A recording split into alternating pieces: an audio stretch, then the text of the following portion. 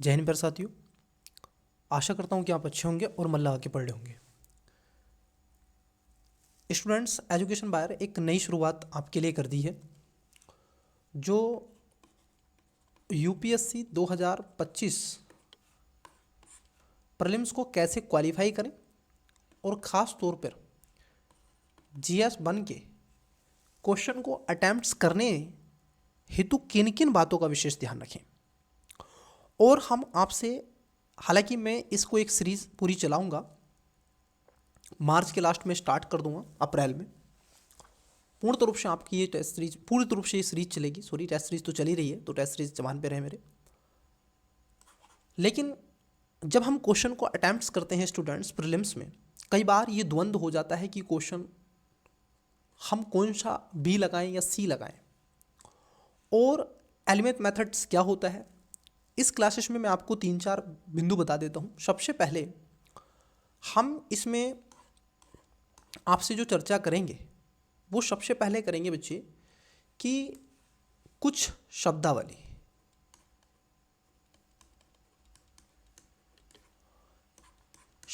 कुछ ऐसी होती हैं, अगर ये शब्द होंगे तो वह क्वेश्चन 95% वो क्वेश्चन रोंग होगा, मतलब कि गलत होगा। जैसे केवल, एक शब्द आता है केवल, ओनली, सभी, लगातार, हमेशा, अंततः, हो नहीं सकता। कुछ ये ऐसे शब्द हैं, अगर आपके स्टेटमेंट पे आ रहे हैं तो वो क्वेश्चन 95% गलत होता है।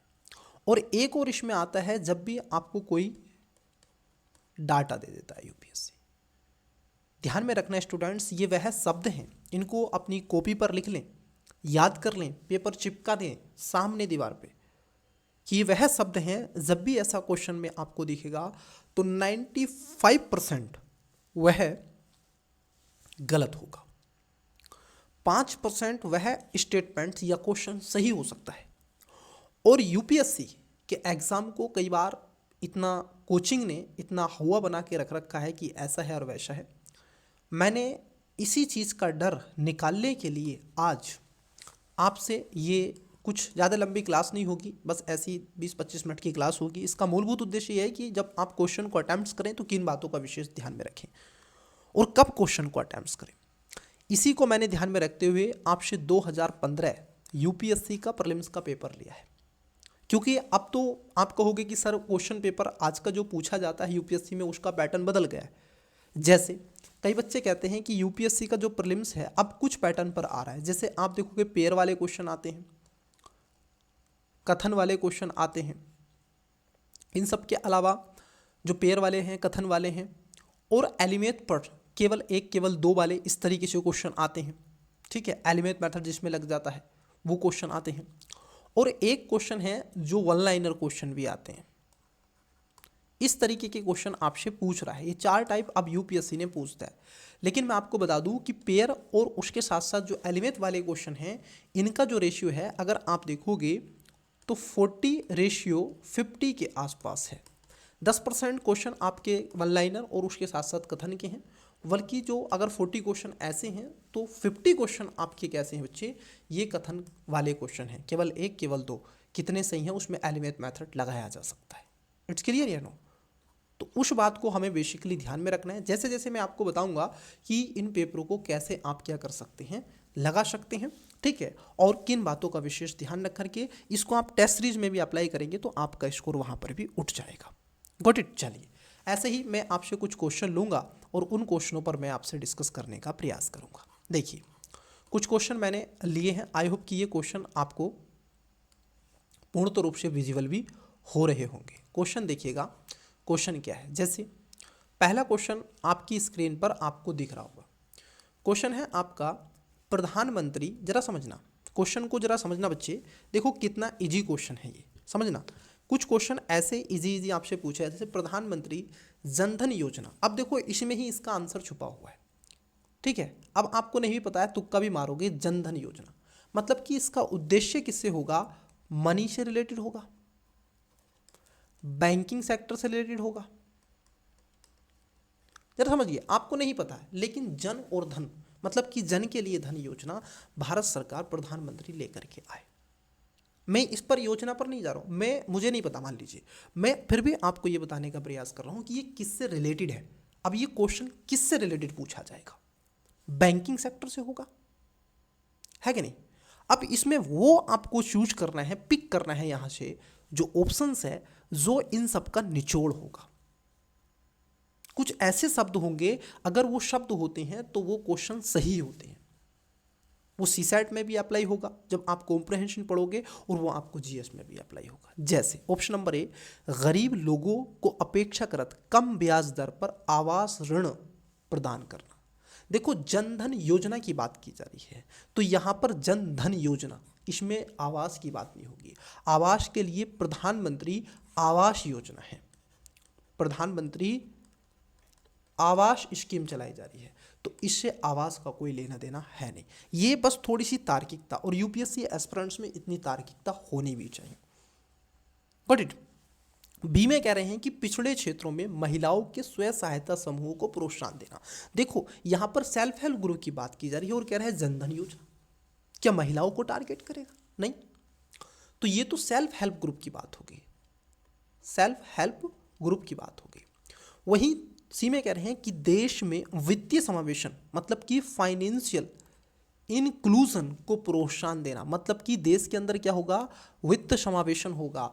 वित्त समावेशन मतलब कि सबका साथ और सबका विकास होगा, सबके लिए इसको बनाया गया है। डी में कह रहे हैं कि उपांतिक मार्जिनाइल्स समुदायों को वित्त सहायता प्रदान करना।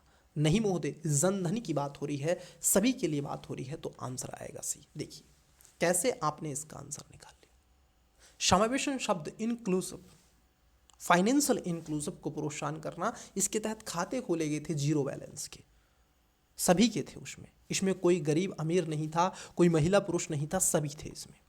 वैसे ही क्वेश्चन देखिए, वैसे ही क्वेश्चन देखिए, जैसे फाइनेंस कमीशन पर क्वेश्चन पूछा गया है, ठीक है। आइए देखिए, अब जो क्वेश्चन जो पूछा जाएगा वो 14वें पे नहीं आएगा, अब 15वें पे नहीं आएगा, अब 16वें पे क्वेश्चन आएगा। किस पे आएगा? 16वें पे आएगा। 16वें फाइनेंस कमीशन को तैयार करके रखिएगा। और इसके कौन है? पनगाड़िया जी हैं, ठीक है। अभी कौन है इसके? पनगाड़िया जी हैं अध्यक्ष। ये कह रहे हैं, देखो, 14वें वित्त आयोग के संदर्भ में निम्नलिखित कथनों पर विचार कीजिए। अब इसमें क्या है ना, आपको थोड़ा सा तो पता ही होगा 14वें वित्त आयोग का, 15वें वित्त आयोग का आप पढ़ते हैं कि नहीं। इसमें कह रहे हैं कि इसने केंद्रीय विभाज्य पूल में राज्यों को मिलने वाला हिस्सा 32% से बढ़ा करके 42% कर दिया है। ये बात एकदम सही है। 15वें वित्त आयोग ने फिर इसको 41% कर दिया था, इसमें कोई दो राय नहीं है, लेकिन ये तो सही है। अब देखो, ये सही है तो आप कहोगे कि आंसर डी बी नहीं होगा और आंसर डी नहीं होगा। 50% में आपका 50-50 हो गया। दूसरे में कह रहे हैं कि इसने विशेष तौर पर देखो, एक शब्द है विशेष, और जहां पर विशेष शब्द होगा, केवल होगा, सभी होगा, तो ध्यान में रखेंगे 95%, मतलब कि विशेष मतलब टारगेट। इस विशेष तौर पर सेक्टरों से जुड़े सेक्टर स्पेसिफिक अनुदानों से संबंधित सिफारिशें की हैं, ऐसा इसने कदापि नहीं किया था।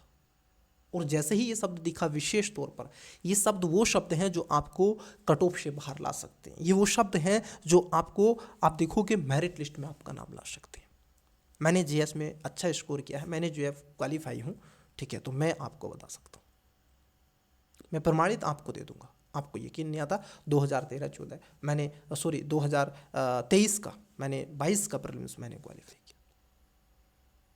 यहाँ पर आपको ए इसका करेक्ट आंसर हो जाएगा। ये क्योंकि थोड़ा ऐसा क्वेश्चन था कि आपको पढ़ा हुआ होना चाहिए। वहीं एक और क्वेश्चन देखिएगा, ये देखिए क्वेश्चन कितना बढ़िया, देखिएगा जरा। हालांकि ये करंट अफेयर था उस समय का क्वेश्चन, कि हाल ही में समाचारों में आई फोर्टलेजा उद्घोषणा, फोर्टलेजा जो डिक्लेरेशन था ये किसके संबंध में था? हालांकि ये तो वृक्ष के संबंध में था, इसमें कोई ऐसा ट्रिकिंग नहीं लगेगा, लेकिन जरा समझिएगा, मैं आपको थोड़ा सा ऐसे क्वेश्चन मैंने लिए हैं, ठीक है, तो उसी क्वेश्चन पर मैं आपसे चर्चा कर देता हूँ ताकि आपको समझ में आए। देखो, कई बार कहते हैं कि स्टूडेंट्स बहुत हार्ड क्वेश्चन यूपीएससी पूछता है, बहुत हार्ड क्वेश्चन यूपीएससी पूछता है। मैं कहता हूँ भैया, यूपीएससी कुछ इजी क्वेश्चन भी पूछता है, कुछ इजी क्वेश्चन भी पूछता है, आसान सवाल भी पूछता है। अब क्या है ना, कोचिंग जो है इसको और टाइट कर देते। देखिए कितना इजी सा क्वेश्चन है कि भारत के राज्यों का निम्नलिखित में से कौन सा एक युग्म सबसे पूर्वी और सबसे पश्चिमी राज्य को इंगित करता है? बताइए, सबसे पूर्वी। अरे भाई ये इजी सा क्वेश्चन है, मैपिंग तो आपने की होगी। इधर देखो, सबसे पूर्वी कौन सा है? असम। असम है कि अरुणाचल प्रदेश है? अरुणाचल प्रदेश है, एपी। और इधर कौन है? गुजरात। तो कौन सा होगा? सबसे पूर्वी कौन सा है? अरुणाचल प्रदेश। और सबसे पश्चिमी कौन सा है? गुजरात। तो डी, दैट्स इट। ऐसे क्वेश्चन भी आप देखोगे यूपीएससी ने आपसे पूछे। तो बताइए, और क्या आप चाहते हैं? जैसे देखो, आपने बहुत बार पढ़ा होगा नीति आयोग, हर एक बच्चा पढ़ता है नीति आयोग, हर एक स्टूडेंट्स पढ़ता है नीति आयोग, ठीक है, हर एक बच्चा पढ़ता है पॉलिटी। पॉलिटी में देखो कैसे क्वेश्चन पूछे जाते हैं आपसे। मैं नहीं कह रहा हूँ, यूपीएससी पूछ रहा है 2015 में। मैं आपको 15, 16, 17, 18, 19, 20, 21, 22, 23, 24 दिखाऊंगा सारे क्वेश्चन। मैं तो पेपर लगवाऊंगा। ये मैं आपको वो चीज़ बता रहा हूँ कि यदि आप अपने स्तर पर करना चाहते हैं तो किन बातों का विशेष ध्यान में रखें, और क्वेश्चन को अटेम्प्ट करते समय आपकी अप्रोच कैसी होनी चाहिए। आप स्टूडेंट्स मत बनिए क्वेश्चन को अटेम्प्ट करते समय। स्टूडेंट्स, मैं आपको बता दूं, आप स्टूडेंट्स मत बनिए, उस एग्जामिनर के दृष्टिकोण से क्वेश्चन को देखिए तो आसान हो जाएगा। अब वो कैसे बनना है इसको देखिए, प्रैक्टिस होता है, प्रैक्टिस करते करते होगा। मैं उसके लिए आपको ये 33 मिनट के 20-20 मिनट के वीडियो देता रहूंगा। राज्य के नीति निर्देशक तत्वों के बारे में निम्नलिखित कथनों पर विचार कीजिए। जो नीति निर्देशक तत्व है, डीपीएसपी। अब देखो, जब ऐसा क्वेश्चन आप अटेम्प्ट कर रहे हैं एग्जाम हॉल में नहीं घर में, तो आपको पूरा डीपीएसपी रिकॉल होना चाहिए कि संविधान का भाग नंबर 4 है, आर्टिकल 36 से 51 है, ये आयरलैंड के संविधान से लिया गया है, ये न्यायालय में परिवर्तनीय नहीं है, इसमें 36 से 51 तक बात की गई है। ये राज्यों को दी गई कुछ अनुदेश हैं, निर्देश हैं कि जब भी कानून और विधि का विधान बनाएगा या लॉ एंड ऑर्डर की व्यवस्था, तो इनको ध्यान में रखिएगा। जब भी कोई बिल, कानून, एक्ट लेकर के सरकार आएगी संसद में, तो इनको ध्यान में रखेगी। यहीं से separation of power, division of power की चर्चा होती है। तो देखो, यहां पर एलिमेंट मेथड लेगा। ये तत्व देश के सामाजिक, आर्थिक, लोकतंत्र की व्याख्या करते हैं। बिल्कुल ये सही बात है, ये देश में लोकतंत्र की सामाजिक, आर्थिक व्याख्या को बढ़ावा देने का प्रयास करते हैं। वहीं इन तत्वों में अंतर्विष्ट उपबंध किसी न्यायालय द्वारा प्रवर्तनीय, मतलब कि एनफोर्सेबल नहीं है, मतलब कि आप इनको न्यायालय में चुनौती नहीं दे सकते। यस, आप चुनौती किसको दे सकते हैं? फंडामेंटल राइट्स को। आर्टिकल कौन सा? आर्टिकल चाहे तो 13, आर्टिकल चाहे तो 226 हाई कोर्ट, और आर्टिकल चाहे तो 32 सुप्रीम कोर्ट। तो यहां पर दोनों बातें एकदम सही हो जाएंगी कि किसी न्यायालय द्वारा परिवर्तनीय नहीं है। तो अब देखो, जब दोनों सही हो गई तो प्यारे बच्चे आप मुझे बताओ, जब दोनों सही हो गई तो सी इसका आंसर आ गया। ये आपका अप्रोच होना चाहिए, इतना तो आपको रिकॉल भी होना चाहिए, तब तो आपकी तैयारी मुझे लगता है कि ओवरऑल अच्छी है। अन्यथा बच्चे अगर नहीं कर पा रहे हैं तो फिर कहीं ना कहीं दिक्कत हो जाएगी। देखो कितने इजी क्वेश्चन पूछता है। देखो यहां पर एलिमेंट मेथड लग जाएगा। क्वेश्चन नंबर 11, आई होप कि आपको दिख रहा होगा। क्वेश्चन नंबर जो आपका 11 है ये आपको ऑटोमेटिकली दिख रहा होगा। और क्वेश्चन को जरा समझिएगा, देखिए कैसे एलिमेंट मेथड लगाएंगे इस पे। क्वेश्चन नंबर 11 पढ़िए। ये कह रहे हैं कि कृषि में नाइट्रोजनी उर्वरकों के अत्यधिक अनुपयुक्त उपयोग से क्या प्रभाव हो सकता है। देखो क्या पूछ रहा है आपसे, प्रभाव पूछ रहा है। मतलब कि जब आप N2 नाइट्रोजनी, जो आपके नाइट्रोजन का अत्यधिक मात्रा में उपयोग कर सकते हैं, तो उससे क्या प्रभाव पड़ेगा जो आपकी कृषि है। पहला, नाइट्रोजन योगीकरण, सूक्ष्म जीवों नाइट्रोजन फिक्सिंग, मतलब कि माइक्रो ऑर्गेनिज्म का मिट्टी में प्रचुरोदवर्धन मतलब कि इसको बोलते हैं प्रोलीफरेशन हो सकता है। अब देखो शब्द है यहाँ पर हो सकता है, ठीक है। दूसरे में कह रहे हैं मिट्टी की अम्लता में बढ़ोतरी हो सकती है। भौम जल ग्राउंड वाटर में नाइट्रोजन का निशाचलन मतलब कि आप देखोगे लिंचिंग हो सकता है। उपयुक्त का कूट का प्रयोग कर सही उत्तर चुने, केवल 1 और 3, केवल 2, केवल 2 और 3, केवल 1, 2 और 3। अब देखो जरा, जब नाइट्रोजन यौगीकरण सूक्ष्म होते हैं तो नाइट्रोजन फिक्सिंग मतलब कि माइक्रो ऑर्गेनिज्म का मिट्टी में प्रचुरवर्धन हो सकता है, नहीं, ये कदापि नहीं होता है। अब जैसे ही आप देखो आपको पता लगा ये नहीं होता है तो ए आंसर नहीं होगा, आंसर डी नहीं होगा। अब इसमें ये पक्का है कि आपका स्टेटमेंट 3 सही है, सॉरी आपका इसमें ये पक्का है कि स्टेटमेंट आपका 2 सही है, क्योंकि 2 आपका बी में भी है और 2 आपका सी में भी है। अब आपको 3 देखना है, तो 2 तो सही है, 3 देखना है कि भौम जल मतलब कि ग्राउंड वाटर में निशाचलन से क्या हो सकती है, लिंचिंग हो सकती है, बात सही है, तो इसलिए इसका आंसर हो जाएगा 3 सी, 1 और 3 मतलब कि 2 और 3, पहला गलत है। तो ये इसमें एलिमेंट मेथड होता है बच्चे। वैसे देखो यहाँ पर पूछ लिया है, बहुत इजी सा क्वेश्चन है, ये देखो कितना इजी सा क्वेश्चन है, ठीक है। आंसर आ जाएगा option number A, Bhitarkanika Ganeshwar park.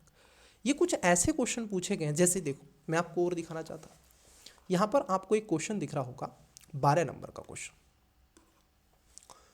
मैं पढ़ देता हूँ, थोड़ा जूम कर लेते हैं ताकि आपको और अच्छे से विजिबिलिटी हो सके, फिर इसके ऑप्शंस में आपको दिखाता चलूँगा। देखो ये कह रहे हैं प्रकृति एवं प्राकृतिक संसाधनों के संरक्षण के लिए अंतर्राष्ट्रीय संघ international union for conservation of nature and natural resource मतलब कि IUCN तथा वन्य प्राणी जात और वनस्पति जात की संकटापन्न स्पीसीज के अंतर्राष्ट्रीय व्यापार पर convention on international trade in endangered species of world fauna and flora मतलब कि साइट्स के संदर्भ में निम्नलिखित कथनों पर विचार कीजिए। आपसे क्वेश्चन कहाँ पूछा, इकोलॉजी इन्वायरमेंट पे क्वेश्चन पूछा, IUCN और फोना एंड फ्लोरा। आपने जब IUCN पढ़ी होगी तो कहीं पर भी ये तो ओवरऑल आपको इतना तो पता ही है कि जब IUCN आप पढ़ते हैं तो वहाँ पर यूनाइटेड नेशन की तो बात आती नहीं है। और देखो इसमें देखिए रखा है क्या है, IUCN संयुक्त राष्ट्र संघ का एक अंग है तथा साइट्स सरकारों के बीच में अंतर्राष्ट्रीय करार है। क्या आपको लगता है कि IUCN UN का संघ का एक मतलब कि इसका एक ढांचा है, क्या इसका एक अंग है? नहीं ना। अब जब नहीं तो आप कहोगे नंबर जो 1 है वो आपका कट हो गया। अब देखो जहाँ जहाँ ऑप्शन में 1 है उसको कट कर दो, आंसर ऑटोमेटिक आ जाएगा। देखो ऑप्शन नंबर ए नहीं है, ऑप्शन नंबर सी नहीं है, ऑप्शन नंबर डी नहीं। क्यों? क्योंकि यहाँ पर भी 1 है, यहाँ पर भी 1 है, यहाँ पर भी 1 है। आपने नहीं पढ़ा, केवल इतना पढ़ा, आंसर आपका बी हो गया। मैंने कहा आज का जो रेशियो है वो आप देखोगे 40:50 है। जो आपके पेयर वाले क्वेश्चन आ रहे हैं वो 40 आ रहे हैं, लगभग 30 से 40 क्वेश्चन आ रहे हैं। परंतु जो आपके 50 क्वेश्चन हैं स्टूडेंट्स, वो यही क्वेश्चन आ रहे हैं कथन इस तरीके से, केवल 1, केवल 2, केवल 3, इस तरीके से कितने ठीक है, ठीक है, ऐसे वाले क्वेश्चन आ रहे हैं, उसमें एलिमेंट मेथड यूज हो जाएगा। लेकिन अगर हम देखें कुछ क्वेश्चन ऐसे आते हैं जो 10 से 12 क्वेश्चन हैं, वो क्वेश्चन ऐसे आते हैं जो खासतौर पर किसको प्रतिपादित करते हैं, वो खासतौर पर आप देखोगे 10 क्वेश्चन ऐसे हैं जो आपको अलग से मिल जाते हैं, ठीक है। तो कुछ ऐसे क्वेश्चन हैं, एक क्वेश्चन मैं आपके लिए दिखाता हूँ, बताइएगा उसका आंसर, कमेंट्स करिएगा। ऐसा क्वेश्चन आपको देते हैं, जैसे क्वेश्चन नंबर 15 वीडियो को पोस्ट करके आप दें, बहुत बढ़िया क्वेश्चन है।